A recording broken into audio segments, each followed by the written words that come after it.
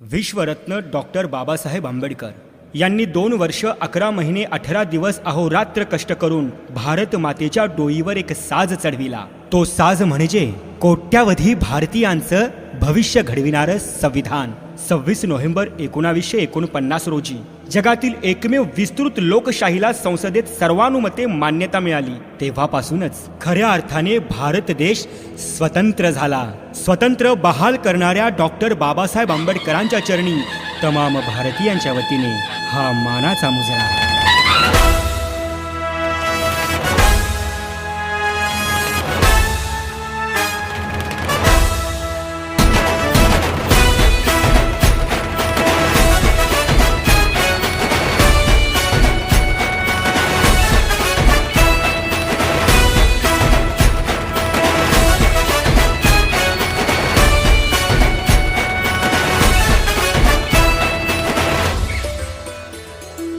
खऱ्या अर्थाने स्वातंत्र्याचा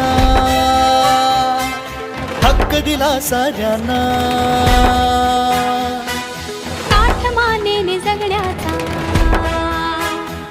विश्वास